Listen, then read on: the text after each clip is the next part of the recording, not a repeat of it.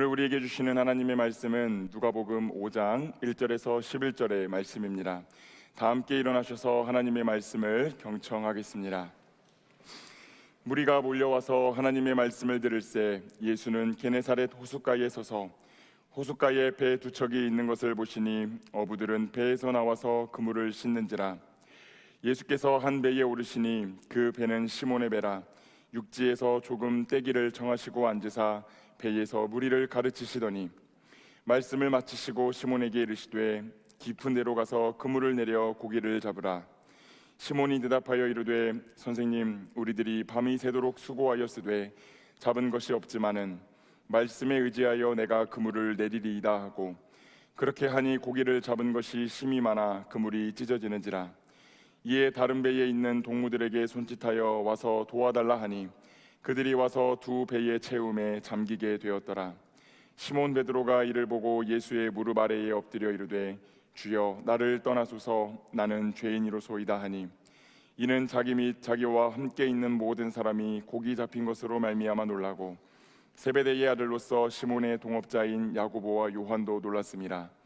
예수께서 시몬에게 이르시되 무서워하지 말라. 이제 후로는 네가 사람을 취하리라 하시니 그들이 배들을 육지에 대고 모든 것을 버려두고 예수를 따르니라. 이것은 하나님의 말씀입니다. 아멘. 하나님 아버지와 우리 주 예수 그리스도로부터 오는 은혜와 평강이 이 자리와 온라인으로 예배를 드리시는 모든 그리스도의 청년들과 또 오부 예배의 성도님들께 함께하기를 우리 주님의 이름으로 축원합니다. 무더웠던 올해 여름도 벌써 절반이 지나고 있습니다. 어제 사경회 팀장회의를 마치고 한 5시 20분쯤 교회 정문을 나오는데 문득 불어오는 바람이 많이 시원해졌다라는 것을 느꼈습니다. 저는 몰랐는데 어제가 벌써 말복이었더라고요. 여러분 삼계탕 다 드셨어요? 네. 아직은 낮에는 많이 더운데 몸에 좋은 음식 잘 챙겨 드시면서 건강하게 여름을 이기시기를 축복합니다. 아직 여름이 끝난 것은 아니지만 특별히 이번 여름은 굉장히 뜨거웠던 것 같습니다. 날씨도 그랬고 또 다양한 사역들에 참여하는 지체들의 모습도 굉장히 뜨거웠다라는 생각이 듭니다. 우리 공동체는 농선봉을 다녀온 후 지금 사경회를 준비하고 있고, 또 교육부서에서 봉사를 하는 지체들과 자원봉사를 감당했던 지체들도 참 뜨거운 마음으로 열과 성을 다해 다음 세대를 섬겼다라는 생각이 들었습니다. 그 모습을 보면서 참 우리 공동체가 하나의 건강한 교회로서 또 다른 교회들을 섬기고 있구나라고 하는 생각이 들었습니다. 많은 여름 사역에 참여하여 적극적으로 섬겨주신 우리 청년들과 성도님들께 진심으로 감사의 말씀을 드립니다. 이번 주에도 교회에서 많은 여름 사역들이 진행되었습니다. 신나게 뛰어노는 아이들의 모습, 그 아이들과 놀아주는 우리 청년들의 모습을 보면서 문득 그런 생각이 들었습니다. 요즘도 달란트 시장을 하나? 여러분 달란트 시장 해보셨어요? 요즘도 하나요? 질문이 워낙 심오해서 대답하기 어려운 것 같습니다. 아마 어렸을 때부터 교회 생활을 오래 하신 지체들은 이 달란트를 많이 들어보시기도 하고 받아보시기도 하셨을 것 같습니다.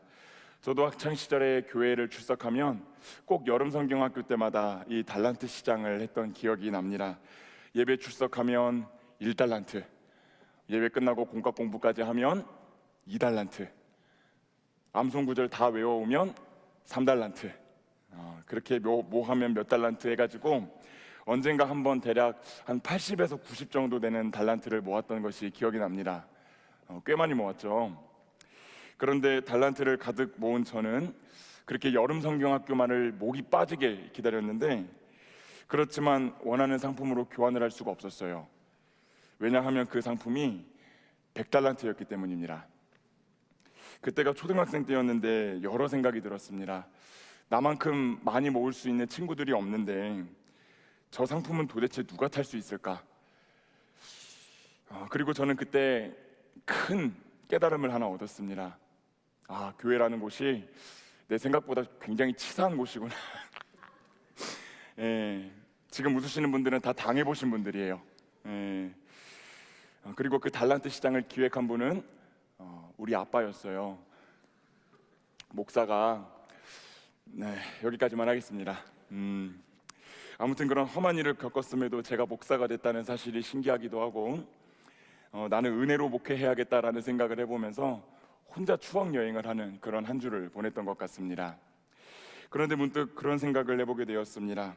우리의 달란트 시장은 아직 끝나지 않았을지도 모르겠다라고 하는 생각을 해보게 되었어요. 세월이 흘러 어른이 되고 이제 교회 안에서 달란트를 받기보다는 주는 입장이 되어서 그렇게 즐거워하는 아이들의 모습을 보는 위치에 있지만, 우리 역시 이 세상이라고 하는 달란트 시장에서 열심히 달란트를 모으고 그것으로 내가 원하는 것을 교환하며 살아가고 있기 때문입니다. 보통 교회에서 하나님이 내게 주신 달란트는 무엇일까? 너의 달란트는 무엇이니? 라고 말한다면 그 말은 하나님이 우리 인생에 심어주신 능력이나 재능은 무엇인가? 라고 하는 뜻이 됩니다. 그래서 우리는 세상에 나가서 열심히 이 달란트를 개발하기도 하고 또 얻어오기도 합니다.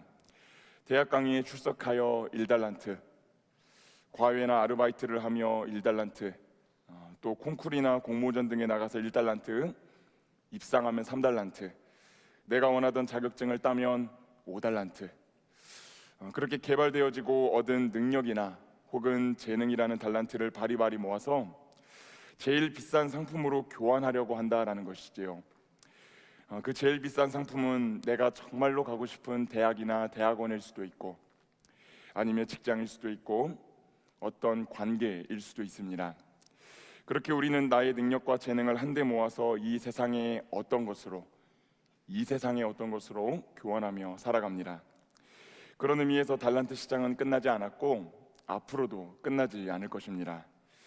그런데 문득 제가 어렸을 때 수많은 달란트 시장을 하면서 얻었던 것들이 지금 있는가 하고 생각을 해보니까 아무것도 남지 않았다라고 하는 사실을 새삼스럽게 깨닫게 되었습니다. 그러니 우리는 이 세상이라는 달란트 시장에서 노력과 능력과 재능을 통해 얻게 되는 어떤 것도 영원하지는 않다라고 하는 것을 깨닫게 됩니다. 우리는 오늘 말씀을 통해 자신의 능력과 재능을 그런 일시적인 것들로 바꾸며 사는 것에 만족하는 한 사람을 보게 될 것입니다. 그 사람의 이야기를 살펴보기 전 이전 주에 나누었던 이야기를 한번 살펴보도록 하겠습니다. 계속해서 우리 공동체는 누가복음의 말씀으로 은혜를 나누고 있습니다. 지난주 말씀에서는 예수님이 성령에 이끌리어 광야로 가셨고 그곳에서 마귀에게 3번의 시험을 받으셨던 장면을 살펴보았습니다. 그러나 예수님은 과거 구약시대 광야에서 이스라엘이 40년 동안 불평과 원망을 쏟아놓으며 하나님을 시험했다가 실패했던 전철을 밟지 않으시고 하나님을 향한 불신과 유혹과 싸워서 승리하시는 것을 우리는 보았습니다. 그렇게 예수님은 자신이 온 세상을 구원으로 이끌 참 이스라엘, 참 메시아가 되신다라고 하는 사실을 우리는 살펴보았습니다. 이후 누가복음 4장 14절 말씀부터 4장 44절까지의 말씀을 보면 예수님이 본격적으로 공생애를 시작하시는 것을 우리가 볼 수 있습니다. 그 예수님의 공생애를 간단한 말로 요약한 마태복음 4장 23절에서 24절의 말씀 한번 읽어보도록 하겠습니다. 예수께서 온 갈릴리에 두루 다니사 그들의 회당에서 가르치시며 천국 복음을 전파하시며 백성 중에 모든 병과 모든 약한 것을 고치시니 그의 소문이 온 수리아에 퍼진지라. 사람들이 모든 앓는 자 곧 각종 병에 걸려서 고통당하는 자, 귀신 들린 자, 간질하는 자, 중풍병자들을 데려오니 그들을 고치시더라. 아멘. 복음서에 등장하는 예수님은 회당을 돌아다니시면서 말씀을 가르치시고 천국 복음을 전파하시며 귀신 들린 자와 병 들린 자를 고치시는 사역을 감당하십니다.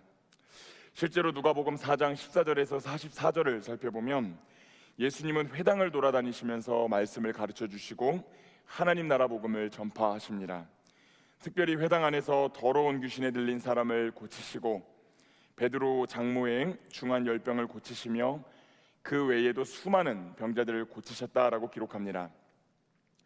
이를 통해 예수님은 세례 요한이 말했던 천국이 가까이 왔다라고 선포했던 그 예언이 자신의 삶을 통하여 이루어지고 있다라고 하는 것을 보여주십니다. 즉 하나님 나라의 특징은 오직 하나님이 왕으로서 통치하신다는 그 복음이 선포되는 곳이며, 그와 동시에 고통과 질병, 죽음이 힘을 잃어버리게 되는 곳입니다.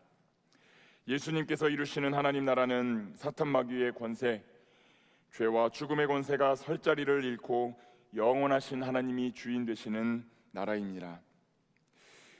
예수님은 그 나라가 얼마나 소중하고 가치 있는지에 대해 알고 계셨습니다. 그래서 일시적인 가치들이 주인 노릇하고 있는 이 세상 가운데로 내려오셨고, 사람들에게 그 영원한 나라에 입장할 수 있는 초대장을 돌리기 시작하십니다.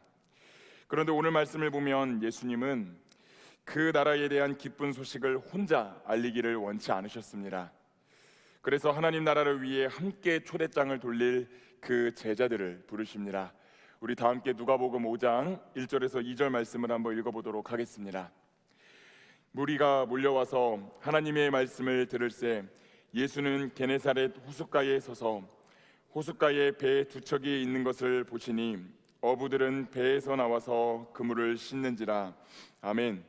앞서 예수님은 안식일에 유대인들이 모여 말씀을 강론하는 장소인 회당을 중심으로 복음을 전하셨습니다. 그러나 오늘 1절 말씀을 보면 예수님은 회당을 벗어나서 게네사렛 호숫가에서 그물을 씻고 있는 어부들을 찾아오셨습니다. 세상으로 내려오신 예수님은 회당 안으로, 다시 회당에서 세상으로 나오시어 제자 삼고자 하는 일을, 특별히 베드로가 살고 있는 일상의 현장까지 찾아오십니다. 그렇게 베드로의 일상을 향해 찾아오신 예수님은 베드로에게 있는 무언가를 찾기 시작하십니다. 우리를 찾아오시는 하나님은 우리에게 무언가를 찾으시는 하나님이십니다. 다 함께 오늘 본문 3절의 말씀을 한번 읽어보도록 하겠습니다. 예수께서 한 배에 오르시니 그 배는 시몬의 배라.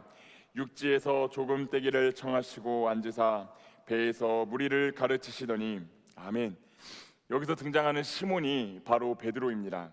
3절 말씀을 보니 예수님은 이 베드로의 배에 무슨 특별한 양해를 구하지 않으시고 그냥 그 배에 올라타십니다. 이게 무슨 경우인가 싶겠지만 우린 이미 분명한 사실을 하나 알고 있습니다. 앞서 언급한 누가복음 4장 38절에서 39절 말씀을 보면 이 예수님은 베드로의 장모가 앓고 있던 중한 열병을 고쳐주셨던 것을 우리가 보았습니다. 어떤 문화에서든 신세를 갚는 것은 필수적인 일이고, 특별히 명예와 환대를 중요하게 생각하는 중동의 문화에서는 이 보은이라고 하는 개념이 더 중요합니다. 그래서 베드로는 아마 거절할 수 없었을 것입니다. 그런데 오늘 본문 5절 말씀을 보면 이 베드로가 고기를 잡기 위해 밤을 새가지고 수고를 했지만 얻은 것이 없다라고 기록을 하고 있으니 아마 베드로는 후딱 마감치고 퇴근하려는 자신을 붙잡는 그 예수님을 향해 차마 욕은 못하고 어거지로 배를 다시 띄웠을 것 같습니다. 퇴근 시간에 기가 막히게 찾아와 이를 던져주는 어떤 존재를 한번 생각을 해보시면 있으세요? 그런 분들을 생각해 보시면 이 베드로의 심정이 100배 이해가 되실 것입니다. 제 이야기는 아닙니다. 그럼 예수님은 왜 베드로에게 와서 이 배를 띄워달라고 하셨을까요? 오늘 본문 1절을 보면 회당 밖까지 따라 나온 수많은 무리들이 예수님의 가르침을 듣기 위해 마찬가지로 이 호숫가에 몰려 있었습니다. 무리가 몰려 예수님의 가르침이 잘 들리지 않으니 예수님은 베드로의 배를 설교단으로 쓰시려고 했던 것입니다. 그럼 호숫가 주변의 지리적 환경으로 인해 소리가 훨씬 더 크게 잘 들리기 때문입니다. 그런데 그러려면 예수님이 무리들에게 가르침을 주실 동안 이 베드로가 그 배를 움직이고 조종해 주어야 됐습니다. 게네사렛 호수에서 배를 그냥 띄워놓으면 물결에 따라 배가 이리 휩쓸렸다가 저리 휩쓸렸다가 해가지고 예수님이 설교를 제대로 하실 수가 없기 때문에 이 예수님이 그 배를 설교단으로 쓰시려면 배가 멋대로 떠다니지 않도록 베드로가 조종을 해주어야 됐기 때문에 이 베드로의 배에 올라타신 것으로 보입니다. 여기에는 상당히 능숙한 노 젓는 솜씨가 필요하겠구나라는 생각을 우리가 해보게 되는 것이지요. 물론 이 노 젓는 기술은 이 베드로가 늘 물고기를 가득 잡아 득이양양하게 집으로 돌아오기를 꿈꿨던 그 욕망, 만선의 꿈을 꾸고 있었기 때문에 개발된 그의 달란트입니다. 그러나 예수님은 일부러 베드로의 도움이 필요한 상황으로 자신을 몰아넣으셨고, 그 과정을 통해 베드로의 달란트를 복음을 전하는 일에 사용하십니다. 베드로는 능숙한 어부였기 때문에 자연스럽게 노도 평온하게 저으면서 무리들을 가르치시는 예수님의 말씀을 바로 곁에서 들을 수 있었습니다.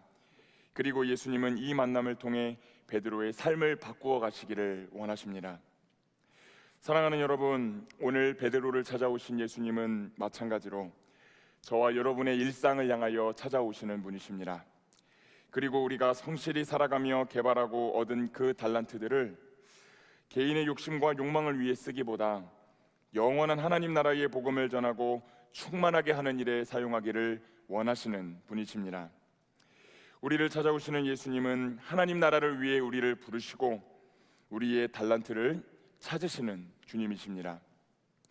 그 달란트들은 작게는 교회를 세우고 섬기는 데 사용이 될 수도 있고, 크게는 일상에서 만나는 이들을 복음으로 초청하는 도구로 쓰일 수도 있습니다. 이 자리에 계신 분들의 전공과 생업이 다양하기 때문에, 또 그 생업들에 대한 저의 이해가 짧기 때문에 이 시간에 모두 언급을 드리는 것은 어려울 것 같습니다. 그러나 중요한 것은 주님이 오늘 이 말씀을 통하여 여러분을 찾아오셨고, 여러분과 여러분의 능력과 그 재능을 사용하기를 원하신다라는 사실입니다. 바라기는 주께서 쓰시겠다라고 말씀하실 때 자신의 소중한 나귀를 내어드렸던 그 주인의 마음으로 우리 주님의 나라와 그 뜻을 위해 헌신하는 저와 여러분이 되기를 우리 주님의 이름으로 축복합니다.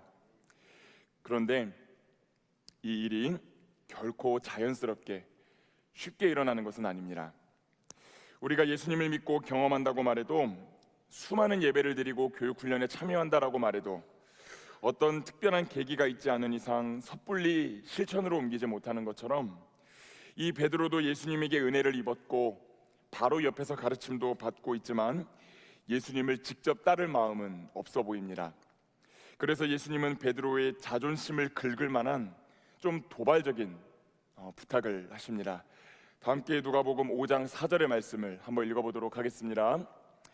말씀을 마치시고 시몬에게 이르시되 깊은 데로 가서 그물을 내려 고기를 잡으라. 여러분이 만약에 베드로였다면 예수님의 이 말씀을 듣고 어떻게 생각하셨겠습니까? 아마 기가 차지 않았을까요? 지금 베드로는 한밤에 고기를 한 마리도 못 잡아서 짜증난 상태, 굉장히 지친 몸과 마음으로 퇴근하려다가 붙잡힌 상태입니다. 그런 상황에서 예수님의 말은 베드로가 꾹꾹 억누르고 있던 이 짜증 버튼을 꾹 누르고 말았습니다. 왜 이 어부들이 밤에 나가서 그렇게 그물을 던졌을까요? 그 이유는 이 게네사렛 호수, 즉 갈릴리 바다의 물고기들은 밤에 먹이를 먹었기 때문이고, 그 물고기들은 보통 깊은 곳에서 사는 것이 아니라 신선한 물이 호수로 흘러 들어오는 물가 주변에 더 많이 몰려 있었기 때문입니다. 그런데 예수님은 밤도 아닌 대낮에 물가의 가장자리도 아닌 깊은 곳으로 가서 물고기를 잡으라라고 말씀하신 것입니다. 그리고 여러분, 예수님이 원래 이 장면에 등장하기 전까지, 공생애를 시작하시기 전까지 어떤 직업을 갖고 계셨습니까? 예수님은 목수셨습니다. 지금 육지에서 살아가는 목수가 어부한테 찾아와가지고 엄청나게 물고기 그렇게 잡는 거 아닌데 라고 훈수를 두고 있는 것이죠. 여러분, 제가 만약에 여기에 악기 전공하시는 분들이 많이 계신 걸로 알고 있는데, 피아노 그렇게 치는 거 아닌데, 드럼 그렇게 치는 거 아닌데 라고 말하면은 여러분 어떻게 생각하시겠어요? 목사님을 칠 수는 있을 것 같습니다 라고 그렇게 말하지 않겠어요? 물론 여러분들은 착하셔가지고 그러실 것 같진 않지만 너그럽게 들어주시면 감사하겠습니다. 아마 그랬을 겁니다. 베드로도 동일한 심정이었겠지요. 오늘 본문 5절 말씀을 보면 이 베드로도 그 자존심과 감정이 엄청나게 상했다라고 하는 것을 보게 됩니다. 여기서 보면 이 베드로는 예수님을 선생님이라고 부르는데, 이 선생님이라고 하는 단어는 에피스타테스라는 단어로 본래는 감독관이라는 뜻입니다. 그러니 지금 베드로가 어이없는 명령을 하는 예수님을 향하여서 네 감독관님 그렇게 합지요라고 건성으로 비꼬아서 대답하고 있는 것입니다. 아마 빈정이 상해도 굉장히 상한 것 같습니다. 사랑하는 여러분, 그런데 여기서 우리가 한번 생각해 볼 점이 있습니다. 그게 무엇이냐면, 주님은 일상에 너무 매몰되어서 영혼을 바라보지 못하는 우리들을 향해 가끔은 이 베드로에게 찾아오셨던 것처럼 예기치 못하는 모습으로 찾아오시는 순간들이 있다라고 하는 것입니다. 특히 오늘 본문을 보면 이 예수님은 시비를 거는 것처럼 보이기까지 합니다. 오늘 본문에서 예수님은 베드로에게 배를 육지에서 조금 떼라라고 말씀하시고 무리를 가르치셨습니다. 그러다가 급발진하여 베드로의 자존심을 건드리셨습니다. 그리고 무리들과 훨씬 더 멀리 떨어진 깊은 곳으로 가서 그물을 내려보라고 명령하셨습니다. 그런데 우리가 이 부분을 주의 깊게 읽어보면 우리는 한 가지 사실을 발견하게 되지요. 그것은 바로 예수님이 이 베드로를 독대하고 싶어 하시는구나라는 사실을 우리는 발견하게 되는 것입니다. 무리가 섞여 있던 육지로부터 떨어져서 어느 정도 거리를 두고 있던 물가로부터 더 떨어져서 깊은 곳으로 데려가 기적을 경험시켜 주시고 무엇이 진정 가치 있는 일인지 깨닫게 해주시기를 원하시는 것을 우리는 보게 되는 것입니다. 그래서 우리 주님은 이 세상 가치의 모든 마음을 뺏겨버린 우리의 시선을 영혼을 향하여 돌리게 하기 위하여서 하나님 나라를 일구는 제자의 삶 속에야말로 영생이 있다라고 하는 사실을 알려주시기 위해서 예기치 못한 모습으로 찾아오십니다. 때로는 내 이성과 경험을 철저히 부수시는 자리로, 때로는 내 자존감과 자존심을 무참히 짓밟히는 자리로, 때로는 익숙한 상황, 익숙한 사람들로부터 떨어져 깊은 곳에서 주님과 단 둘만 있는 자리로 우리의 영혼을 데려가신다라고 하는 것입니다. 사랑하는 여러분, 이 자리에도 계시지요? 내 경험과 이성이 전혀 통하지 않는 일상을 보내고 계신 분들, 내 자존심과 자존감이 무참히 짓밟힘을 경험하고 계신 분들, 내 편은 아무도 없는 것 같아 육지로부터 물가로부터 떨어져 홀로 깊은 곳에 가 외로운 삶을 살고 계신 분들이 계실 것입니다. 그러나 사랑하는 여러분, 그럼에도 불구하고 그때야말로, 지금이야말로 우리 주님의 음성을 경험할 수 있는 가장 좋은 때라는 사실을 여러분들이 신뢰하실 수 있기를 축복합니다. 오늘 본문을 보면 이 베드로가 예수님을 감독관으로 빚고와서 대답하기는 했지만 그래도 잘한 것이 하나 있습니다. 우리 누가복음 5장 5절에서 6절의 말씀을 한번 읽어보도록 하겠습니다. 시몬이 대답하여 이르되 선생님, 우리들이 밤이 새도록 수고하였으되 잡은 것이 없지만은 말씀에 의지하여 내가 그물을 내리리이다 하고 그렇게 하니 고기를 잡은 것이 심이 많아 그물이 찢어지는지라. 아멘. 베드로는 자신의 이성과 경험, 자존심이 무너지는 그 자리에서 어떤 마음을 가졌든 간에 주님의 말씀에 따라 노를 저었습니다. 그리고 깊은 곳으로 가 주님과 독대하는 시간 속에서 말씀에 순종하여 그물을 내립니다. 그러자 무슨 일이 벌어졌습니까? 고기를 잡은 것이 심이 많아 그물이 찢어질 정도였다라고 말합니다. 도저히 혼자 들 수가 없어 다른 배의 동료들을 불렀고 함께 그물을 들어 올리니 그 물고기의 무게를 이기지 못하고 두 배가 잠기게 되었다라고 말합니다. 이에 짜증과 불평으로 뒤덮여 있던 베드로의 마음은 두려움으로 바뀌게 됩니다.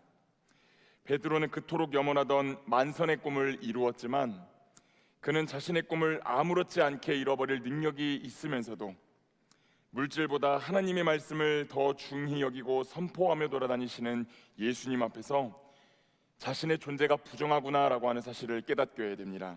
다 함께 누가복음 5장 8절의 말씀을 한번 읽어보도록 하겠습니다. 시몬 베드로가 이를 보고 예수의 무릎 아래에 엎드려 이르되 주여 나를 떠나소서 나는 죄인이로소이다 하니 아멘. 베드로는 예수님의 무릎 아래에 엎드립니다. 그리고 그분을 감독관이 아닌 주님이라고 부릅니다. 그는 자신이 거룩한 존재 앞에 서 있다는 생각에 두려워합니다. 이는 하나님 앞에서 하나님을 경험했던 과거의 예언자도 동일한 모습을 보여줍니다. 우리가 2주 전에 살펴보았던 그 예언자 이사야가 하나님께 부르심을 받는 장면을 한번 보겠습니다. 이사야 6장 5절의 말씀 한번 읽어보도록 하겠습니다. 그때에 내가 말하되 화로다 나는 입술이 부정한 사람이요 나는 입술이 부정한 백성 중에 거주하면서 만군의 여호와이신 왕을 배웠음이로다 하였더라. 아멘. 예언자 이사야가 성전에 들어가서 기도할 때 그곳에서 보좌에 앉으신 하나님과 그분을 찬양하는 천사들을 만나게 됩니다. 죄 있는 인간이 하나님을 보면 죽을 수밖에 없기 때문에 이사야는 그 자리에서 화로다 나로 망하게 되었도다라고 절규할 수밖에 없었습니다. 베드로의 외침이 바로 이 외침인 것입니다. 거룩한 존재 앞에 선 죄인된 감정이 이 베드로의 시선을 물고기가 아닌 하나님을 바라보게 만들었다라고 하는 것입니다. 사랑하는 여러분, 이렇듯 예수님은 우리의 삶 가운데 때로는 충격을 주시고 깊은 곳, 하나님과 홀로 대면해야 하는 곳으로 데려가십니다. 그때는 화를 내고 불평하기보다, 그리고 주님을 원망하기보다 주님의 말씀을 붙들고 기도해야 되는 때인 줄로 믿습니다. 또 이해가 되지 않아도 순종하며 주님 앞에 머물러야 하는 때인 줄도 믿습니다. 그때 우리는 일시적인 것에 목매이는 인생이 되지 않고 영원을 향하여 시선을 돌릴 수 있게 되는 것입니다. 그렇게 돈과 물질, 세상의 만몬에 고정되어 있던 그 베드로의 시선이 주님을 향하기 시작할 때 예수님은 베드로의 영적인 이름과 존재, 그 삶의 가치를 바꾸어 주십니다. 다 함께 누가복음 5장 10절에서 11절의 말씀 한번 읽어보도록 하겠습니다. 예수께서 시몬에게 이르시되 무서워하지 말라. 이제 후로는 네가 사람을 취하리라 하시니 그들이 배들을 육지에 대고 모든 것을 버려두고 예수를 따르니라. 아멘. 예수님은 베드로의 두려움을 몰아내신 후 그가 길러왔던 능숙한 고기잡이 솜씨, 그 달란트가 또 다른 존재들을 낚는데도 여전히 필요함을 말씀하십니다. 이제 예수님은 베드로가 사람을 낚는 어부가 될 것이라고 말씀하십니다. 그러나 그의 영적인 이름과 존재는 완전히 바뀌게 될 것입니다. 과거 베드로는 물고기를 낚는 어부였습니다. 그리고 그가 낚았던 물고기는 모두 죽었습니다. 조금 과장해서 말하면 그는 죽음의 어부였던 것입니다. 그 죽음을 이용하여 이 세상 속에 잠깐 있다 사라져버리는 것들을 갈망하며 살았던 유한의 어부였습니다. 그러나 예수님은 이제 베드로를 사람을 산채로 낚아 주님께로 인도하는 생명의 어부로, 영원한 하나님 나라로 안내하는 영원의 어부로 그 영적인 이름과 존재를 바꾸어 주십니다. 그가 세상의 가치를 따라 살아왔던 삶을 질타하시기보다 그가 걸어온 길을 있는 그대로 받아들이시고 그 능력과 재능을 활용하여 다시 세상이 아니라 하나님을 위하여 헌신하도록 초청하고 계신 것입니다. 그렇게 베드로는 자신을 찾아온 예수님의 말씀에 순종함을 통해 내 역사를 써내려가던 역사가에서 하나님 나라의 사역을 감당하는 사역자가 됩니다. 나의 스토리가 하나님 나라의 미니스트리가 되었다라고 하는 것을 우리는 여기서 보게 되는 것이지요. 바라기는 우리 주님께서 말씀에 순종하는 자의 유한한 이 스토리를 영원한 하나님 나라의 미니스트리로 바꿔주시는 분이심을 꼭 기억하시고 말씀에 순종함을 통해 영원한 하나님 나라에 동참하시는 모든 청년들과 성도들이 되시기를 우리 주님의 이름으로 축복합니다. 말씀을 맺겠습니다. 사랑하는 여러분, 오늘 말씀을 받은 여러분들이 예배당을 떠나실 때 또 부서 모임과 셀 모임을 마치고 다시 일상으로 돌아가실 때 우리 주님이 여러분의 게네사렛 호숫가로 찾아가실 것입니다. 그분은 여러분을 찾으실 것이고 여러분의 달란트를 영원한 가치에 투자해보라고 말씀하실 것입니다. 잠시 있다가 사라질 수밖에 없는 그 달란트들을 이 세상의 만문과 바꾸지 말고 하나님 나라라는 보물로 교환하여 영원에 잇대는 삶을 살아가라고 우리 주님이 말씀하십니다. 여러분이 그럴 수 있도록 돕기 위해 그 나라의 가치를 깨닫게 하시기 위해 우리 주님은 여러분의 삶에 찾아오셔서 여러분들을 깊은 곳으로 데려가실 것입니다. 바라기는 그때 그 깊은 곳에서 주님과 독대하시며 말씀을 붙들고 기도하며 순종함으로 우리 주님을 붙드실 수 있기를 축복합니다. 그때 우리의 삶은 유한한 것으로 영혼을 준비하는 삶을 살게 될 것입니다. 오늘의 말씀은 베드로와 제자들의 결단을 보여줌으로 끝납니다. 그들이 베드로를 육지에 대고 모든 것을 버려두고 예수를 따르니라. 저는 오늘 말씀을 준비할 때 이 구절이 이렇게 다가왔습니다. 그리스도의 청년들이, 그리스도의 성도들이 더 이상 유한한 것에 목매이지 않고 영혼을 향해 달려가니라. 바라기는 영혼을 향해 다름박질하는 사랑하는 청년들과 성도들의 그 땀방울이 우리 공동체 안에서 또 한국교회 안에서 발견될 수 있기를 우리 주님의 이름으로 축원합니다. 기도하겠습니다. 사랑과 은혜가 충만하신 아버지 하나님, 감사합니다. 오늘 이 세상에 내가 원하는 좋은 상품을 향하여 내 능력과 재능을 달란트로 모아 그것에 목매어 살아가는 우리의 삶 가운데 찾아오시고 영원한 나라를 소개하시며 그 나라를 위해 살아가라고 말씀하여 주시니 하나님 감사드립니다. 하나님, 그 좋은 나라를 소개시켜 주시기 위하여 때로는 우리를 깊은 곳으로 데려가실 때가 있습니다. 주님과 홀로 떨어져 있는 그 시간, 말씀을 붙들게 하시고 기도하게 하시며 순종하게 하여 주시어서 하나님 나라가 진정으로 가치 있다라고 하는 사실을 깨닫게 하여 주시고 오늘 유한한 우리의 삶을, 영원한 하나님 나라의 삶을 준비하는 데 쓸 수 있도록 주님 역사하여 주시옵소서. 그렇게 하실 우리 하나님께 모든 감사와 영광 올려드리오며 사랑이 많으신 예수 그리스도의 이름으로 기도드립니다. 아멘.